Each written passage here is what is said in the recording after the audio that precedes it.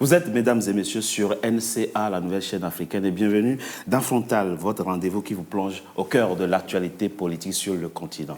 Ils sont de plus en plus nombreux activistes, leaders d'opinion et autres intellectuels à porter l'idée que la démocratie n'est pas adaptée à l'Afrique, n'est pas adaptée aux réalités africaines. Ils veulent un nouveau modèle.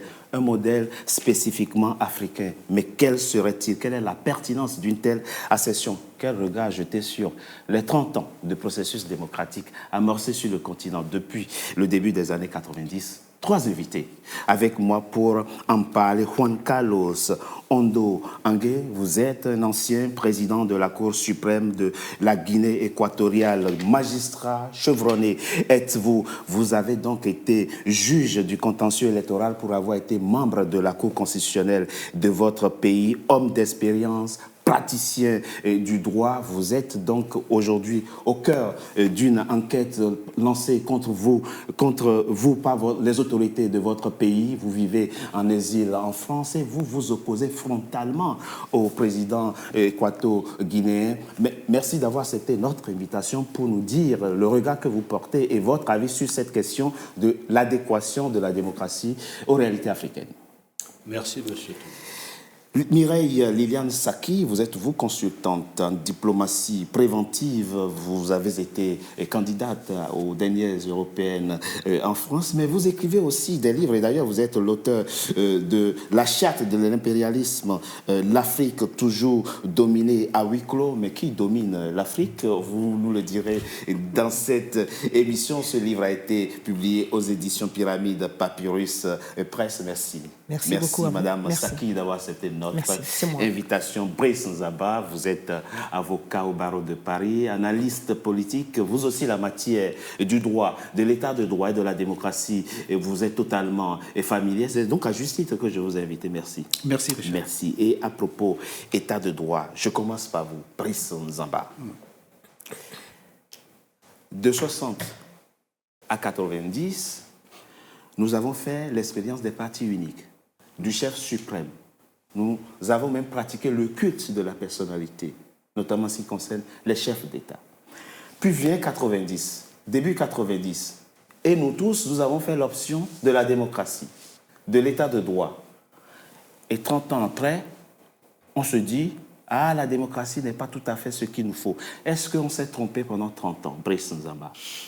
Alors, je pense qu'on ne s'est pas trompé, mais ce qui est certain, c'est que en fait, le système politique d'un pays, à la vérité, résulte de l'histoire même du pays. C'est-à-dire que ce sont les luttes internes du pays menées par les différentes couches qui composent le pays, qui amènent à ce que l'élite de ces pays puisse imaginer le système politique à même de pouvoir résoudre les contradictions qui naissent au sein de la population et de la nation, et donc de pouvoir mettre en place un système politique qui va répondre à ces contradictions-là, qui va mettre en avant les valeurs de ces pays, donc les valeurs que ces pays doivent porter pour résoudre ces problèmes internes et aussi pour rayonner dans le monde.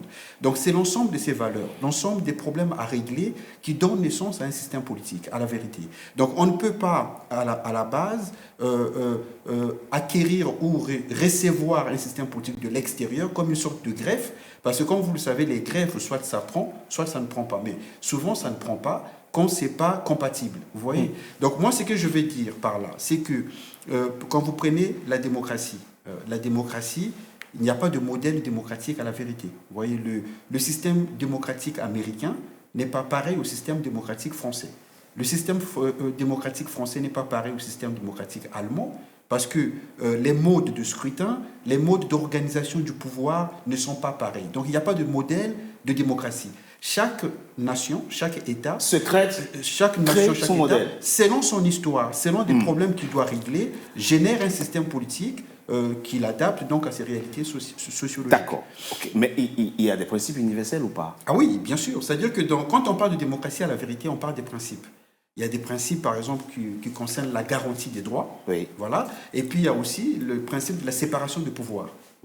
Donc, ce sont des principes qui sont universels et que chaque État peut habiller selon son modèle. Voilà, c'est ça. Praticien du droit, je reviens à vous. Tout à l'heure, Liliane Saki, Mireille Liliane Saki, vous êtes très attachée aux réalités africaines. On l'a vu avant l'émission.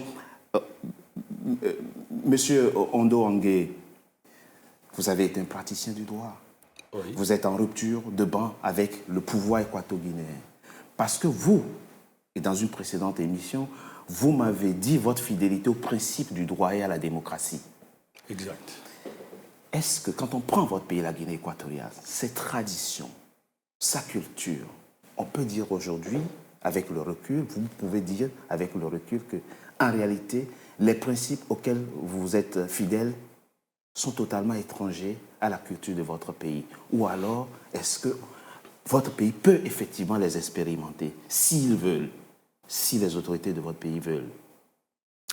Oui, M. Togbé, pour répondre à votre question, j'aimerais abonder un peu sur le propos de Maître Zambé, à savoir que le problème de la démocratie met en exergue deux questions qui sont universelles. La question de la légitimité du détenteur du pouvoir et la question de la légalité, de l'assujettissement de son action au droit positif. C'est ça.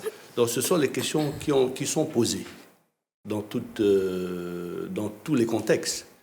En ce sens, il faut analyser l'expérience que nos pays ont suivie respectivement. C'est vrai que démocratie, c'est un concept qui peut avoir plusieurs acceptions et plusieurs types de démocratie. Et l'Afrique aussi est diverse. Nos expériences ne sont pas les mêmes.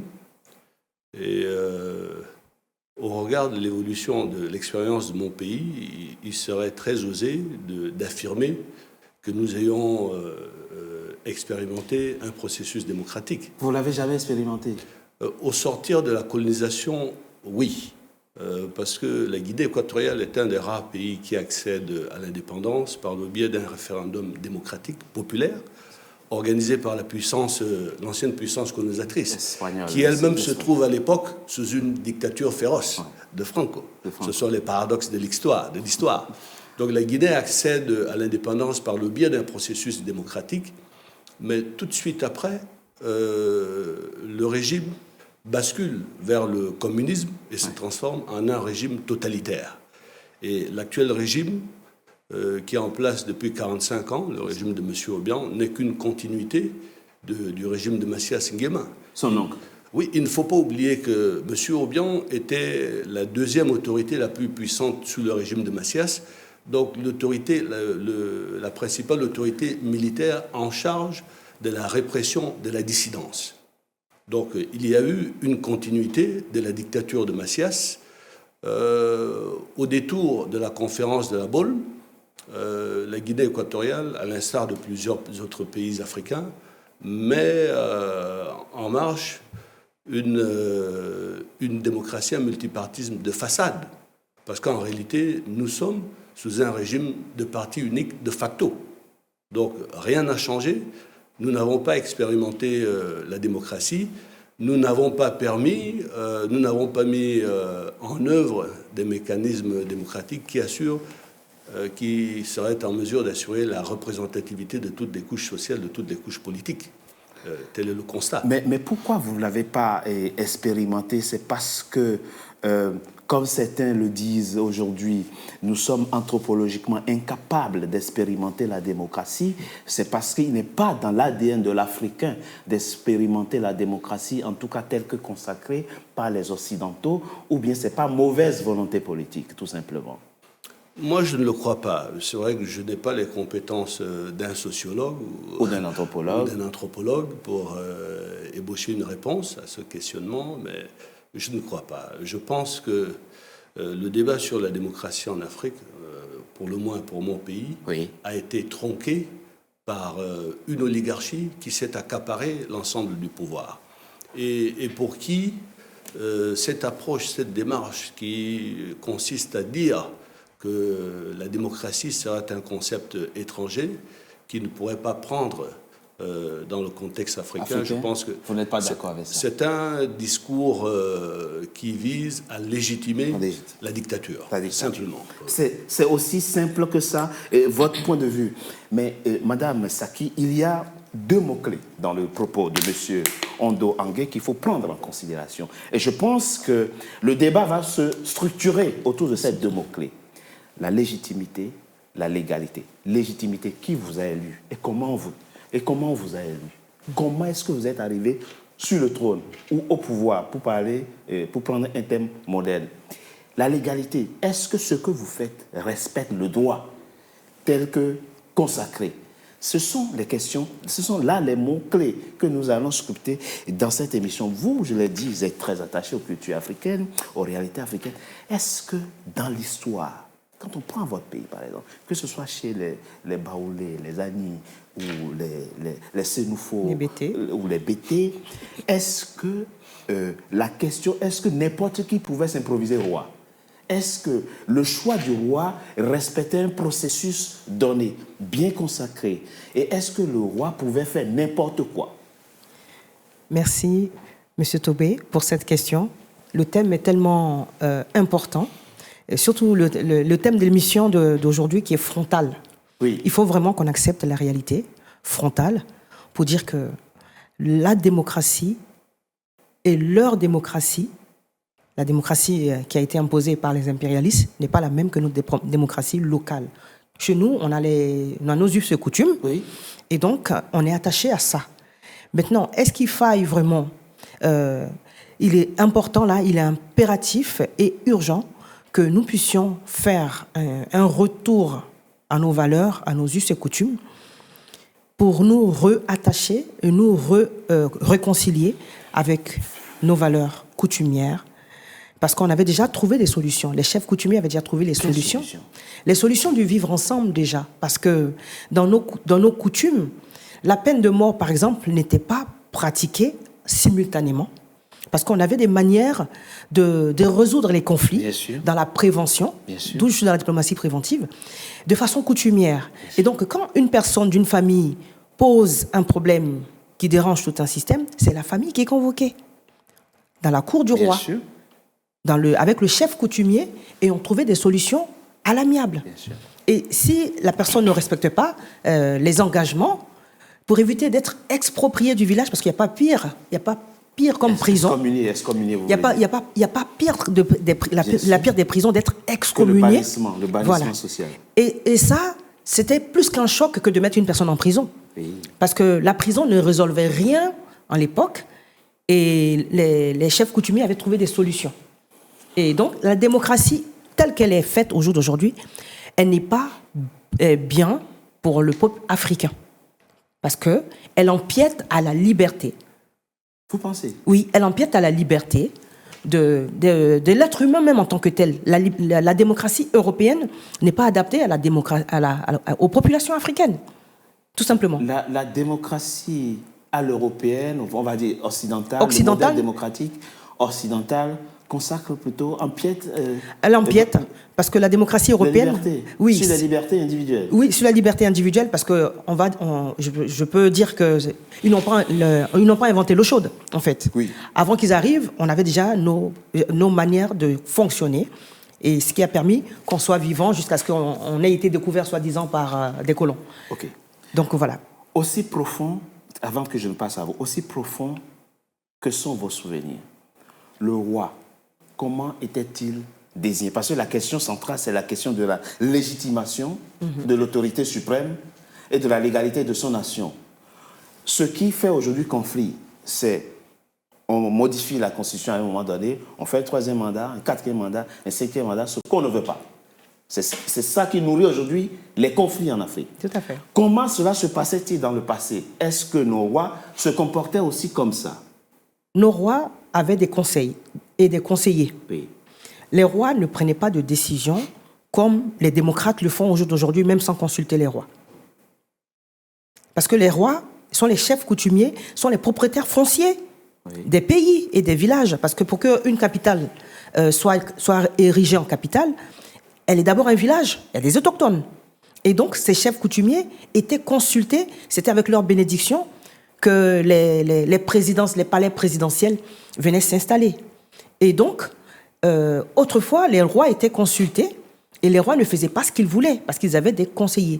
Mais on a aujourd'hui des présidents qui se lèvent, qui s'autoproclament président, par exemple, et qui arrivent, qui ne respectent pas la Constitution, qui font 1 mandat, 2 mandats, 3 mandats, alors que le premier mandat même était déjà illégal. Oui, mais donc, justement, alors vous voilà. vous évoquez là un point très important, par exemple, et sur lequel vous pouvez en vrai mettre Brice Nzamba. Aujourd'hui, dit Madame Saki, il y a des chefs d'État, pas eux tous, il y en a qui se comportent de façon totalement respectable. Et c'est peut-être l'occasion de saluer ici la sortie récente du président ghanéen qui dit, dans mon pays, la loi dit c'est 2 mandats. Après 2 mandats, tu t'en vas. Et donc, après mon 2e mandat, je m'en vais, je ne chercherai pas à modifier la Constitution pour faire un 3e mandat ou un 4e mandat. Ça, c'est ce que vient de dire Nana Akufo-Addo, le président ghanéen. Et également le président George Weah. Et absolument, qui n'est pas portugais, c'est 2 que je cite. Donc, on peut citer beaucoup d'autres encore. Ils ne sont pas des Américains, ce sont des Africains qui acceptent les règles du jeu démocratique. Vous citez George Weah, avant même que la Cour suprême ne proclame le résultat définitif, il appelle son challenger, dit « Bravo, vous avez gagné, je vous attends pour la passation de service. » Et nous sommes au Libéria, nous ne sommes pas aux États-Unis d'Amérique encore que. Brice Nzamba. Par rapport à ce que vient de dire Madame Saki, le débat, il faut le clarifier. Nous avons aujourd'hui des pratiques qui ne sont pas compatibles aux principes démocratiques tels que, nous le propose le reste du monde. Et nous nous réfugions derrière l'idée qu'en réalité, c'est parce que ces principes sont étrangers que ça ne marche pas chez nous. Quel est votre avis sur cette question ? Oui, mais en fait, je pense que les principes, c'est-à-dire que je reviens un peu sur la légitimité et la légalité. Absolument. Voilà.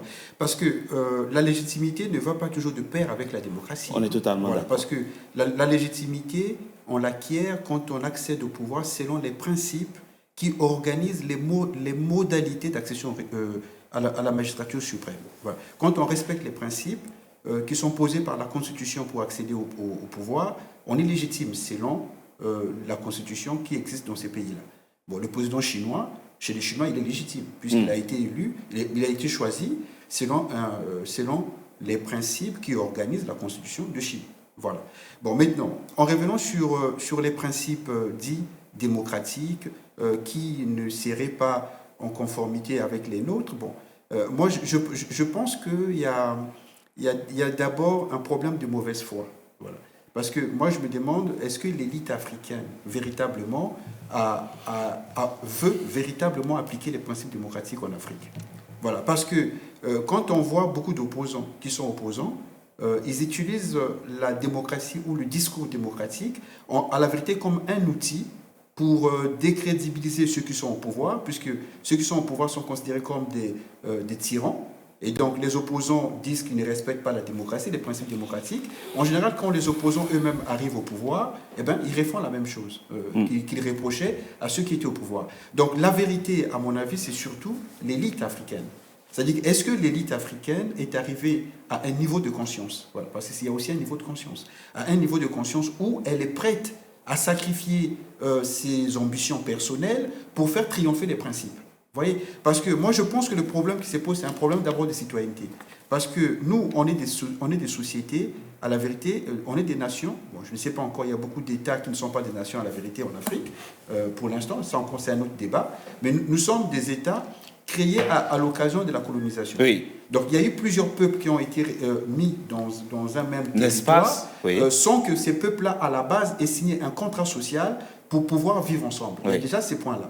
Parce que quand des peuples qui souvent viennent parfois des trajectoires historiques différentes se retrouvent dans un même espace, c'est important, c'est là où on parle des chefs coutumiers, que les chefs coutumiers aient été consultés pour avoir un accord de partager les territoires ensemble et les ressources et les modes d'organisation.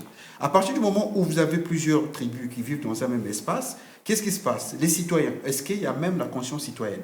Est-ce que les individus qui vivent dans ces territoires-là se considèrent comme des citoyens ou se considèrent comme des sujets d'une tribu? Vous voyez, donc la question qui se pose, c'est même la question de l'appartenance à la à nation. une entité sociale et culturelle. C'est-à-dire que, je prends l'exemple du pays d'où je viens, le Congo. Quand vous allez au Congo-Brazzaville, vous demandez à quelqu'un, vous êtes qui? Il va vous dire, je suis Téké, je suis Pounu, je suis Mboshi, je suis Laré. Il ne va pas dire, je suis Congolais. C'est-à-dire que le Congolais dit qu'il est Congolais quand il est à l'étranger. Vous voyez? Oui. Mais quand il est à l'intérieur du Congo, il s'identifie à un groupe ethnique, appartenant à une tribu. Vous voyez? Donc déjà, il y a une conscience tribale qui est plus forte que la conscience citoyenne nationale, qui souvent n'existe pas.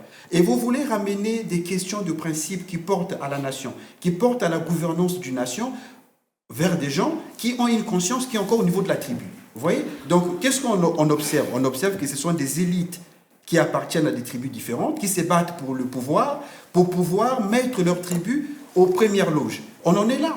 Donc le problème, ce n'est pas les principes démocratiques, le problème, c'est la volonté des élites africaines de passer d'une conscience encore tribale à une conscience véritablement citoyenne ou nationale. Comme vous êtes appelé à d'autres obligations que vous allez nous quitter, et très rapidement avant que vous ne partiez, Madame Saki, quelle pourrait être la solution? Vous êtes ivoirienne, par exemple. L'année prochaine, votre pays tiendra une présidentielle. Et déjà, on se pose la question, oh là là, comment faire pour qu'elle soit apaisée? Ce n'est pas pour parler de la politique ivoirienne que je pose cette question. C'est comment on fait pour que la question, le moment, l'instant de désignation du chef, du président de la République, ne soit plus un instant de violence, de conflit. C'est quoi votre point de vue sur la question? Mon point de vue sur cette question, il est encore par rapport à la sincérité diplomatique et démocratique qui a été signée avant les indépendances. Qu'est-ce qui est dans plus de 64 ans, presque toutes les colonies qui ont été sous indépendance jusqu'à ce jour ont toutes le même problème. Ouais. C'est-à-dire cette légalité, cette légitimité de reconnaître ou ne pas reconnaître celui qui sort par les urnes. Donc si les urnes n'apportent pas la paix, est-ce qu'il ne faille pas revenir à nos us et coutumes? C'est-à-dire concrètement, on laisse tomber les élections et on désigne quelqu'un, il est là jusqu'à sa mort? Si ça peut apporter la paix sociale.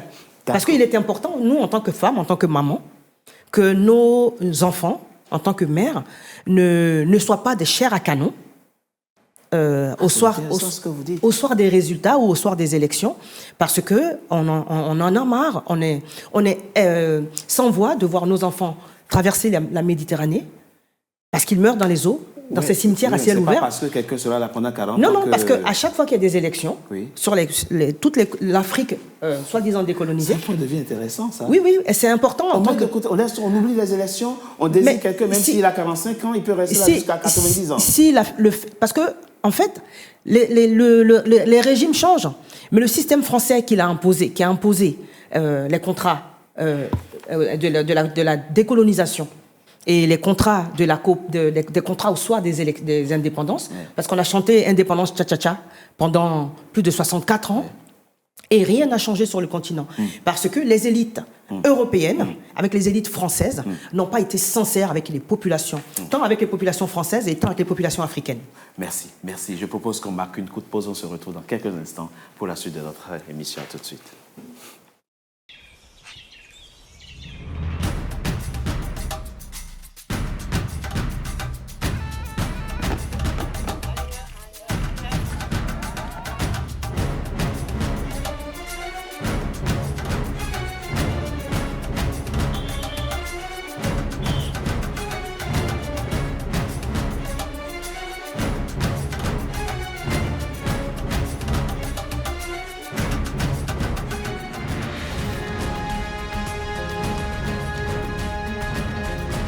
NCA, la nouvelle chaîne africaine.